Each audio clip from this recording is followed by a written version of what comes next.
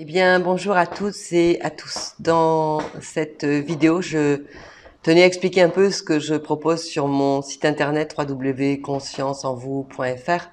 Euh, j'ai mis le mot de paisitude. C'est un mot qui m'est arrivé il y a quelques années. Je n'ai pas de définition à vous donner. C'est la première chose que j'avais envie de partager avec vous. C'est cette vibration. Quand on lit quelque chose, quand on entend euh, un mot par exemple, ça va nous vibrer d'une certaine manière à l'intérieur. Et je pense qu'aujourd'hui c'est important d'aller écouter cette vibration, d'aller voir comment ça résonne à l'intérieur de nous. Alors, je propose une méthode d'entraînement, et je parle bien d'entraînement et de pratique. C'est vraiment ça que j'ai envie d'aider, où je peux vous accompagner. Pratiquer quoi? Des exercices. Pourquoi faire? Pour travailler tout doucement à installer sa paix intérieure. C'est pas un coup de baguette magique où on va d'un seul coup, paf, appuyer sur un bouton, ça va fonctionner tout seul. C'est important, comme je le dis souvent, de comprendre qu'on est notre propre baguette magique. À l'intérieur de nous, on a plein de ressources. Et quand on commence à s'arrêter, quand on prend des pauses, on se rend compte un peu de tout ce qu'on a à l'intérieur. Donc, apaiser, ancrer, cheminer. En 3 mots. S'apaiser, ben, ça nécessite de pouvoir, quand un événement fâcheux arrive, quand il y a une émotion forte, quand il y a un événement désagréable, ben à ce moment-là, d'être capable d'aller chercher ses ressources. La respiration, s'arrêter quelques instants, sa bulle, pour pouvoir vraiment s'en servir au moment où on en a besoin. Alors petit aparté, c'est vrai qu'on est nombreux à la fois cheminer à l'intérieur de nous aujourd'hui, à aller faire ce travail intérieur. On est dans un monde qui est, c'est beaucoup de mal à qualifier, de plus en plus noir, où on sait que ça bouge beaucoup. D'accord. Euh, J'aime bien parler, moi, de l'indécence des écarts. C'est peut-être ça qui nous touche encore le plus et beaucoup aujourd'hui. Alors là, on va laisser un peu ce monde à l'extérieur, hein. Euh, je tiens à le préciser parce que on n'est pas là d'un seul coup à se dire on est tout seul en plein milieu de nulle part. On sait qu'on a beaucoup d'interactions avec notre environnement et que ben oui, on est dans ce monde-là à ce moment-là. Donc c'est important aussi d'en avoir conscience et c'est important à un moment donné de se permettre de se poser et d'aller voir ce qui se passe comme ça à l'intérieur de nous. Donc dans ce cheminement, tout doucement, avoir des pratiques qui nous font du bien, c'est installer des choses par soi-même et pour soi-même.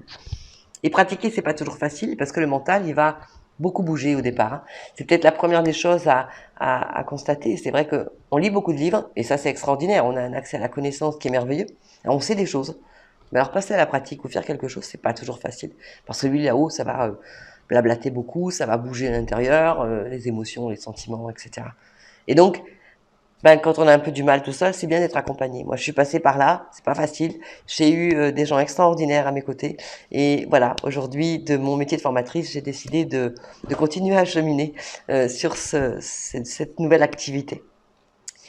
On a aujourd'hui à notre disposition beaucoup de choses. Par exemple, pour nettoyer nos blessures, pour aller retirer tout ce qui ne nous appartient pas. On se rend compte au fur et à mesure qu'on a envie de se délester un peu, hein, des expériences du passé qui ont pu être douloureuses, de sensations, d'émotions, de peurs. Ben, on a beaucoup de thérapeutes. Et quand on parle de côté holistique aujourd'hui, c'est aussi important d'avoir conscience que on est un peu comme un oignon, il y a plein de couches. Hein.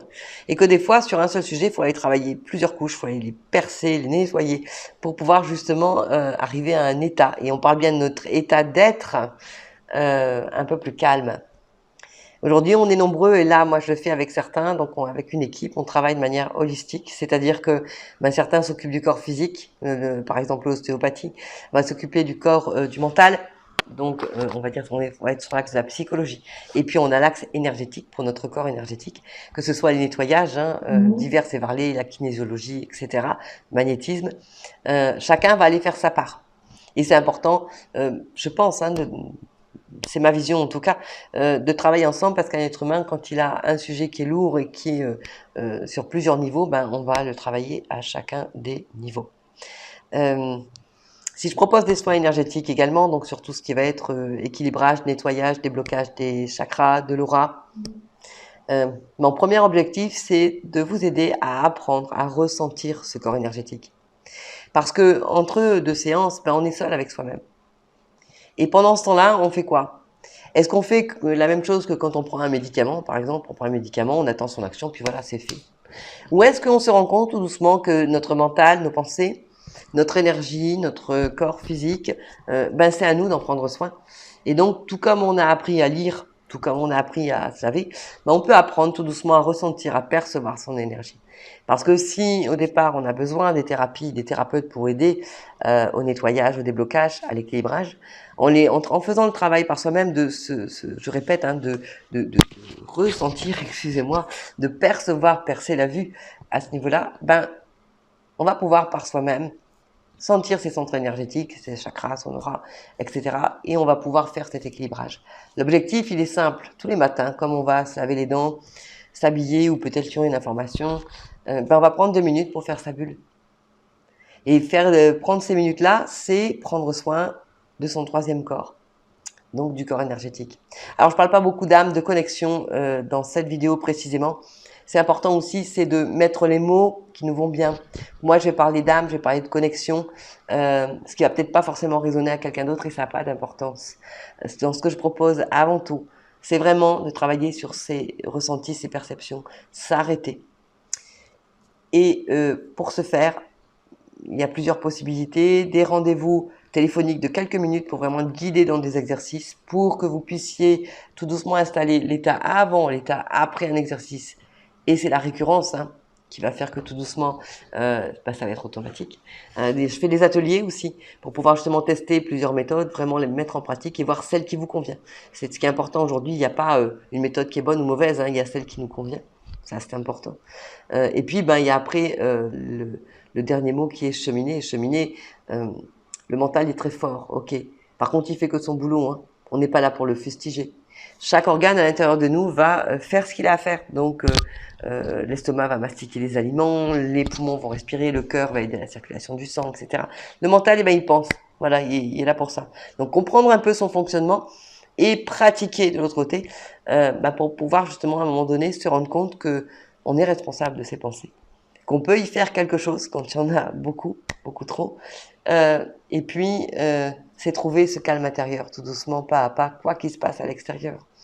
Parce que c'est vrai que pour l'instant, effectivement, autour de nous, ça n'arrête pas de bouger, qu'on sent bien que on est dans des grands mouvements qui sont en marche, et que donc aller chercher ces ressources à l'intérieur de soi, c'est aussi se donner la capacité de traverser les événements de manière, on va dire, un peu plus posée, de réussir à prendre du recul. Sur mon site www.conscienceenvous.fr, en cliquant, je peux vous envoyer les 6 petits exercices que j'ai écrits pour vous aider à commencer à pratiquer. Je vais faire les petites vidéos qui vont avec aussi. Et puis, j'offre un entretien, si ça vibre, que ça résonne en vous, sur le côté de s'apaiser, de s'ancrer, donc d'apprendre à s'ancrer par soi-même et de cheminer. Je suis à votre écoute. Voilà, ça vous engage à rien. Et surtout, je vous remercie beaucoup d'avoir regardé cette vidéo. Je tenais à le dire, c'est la première pour moi. Et je terminerai sur une anecdote, c'est que quand vous êtes rentré dans une voiture la première fois, les pédales, vous saviez pas trop où elles étaient, vous avez mis un certain temps à conscientiser, à apprendre où elles sont.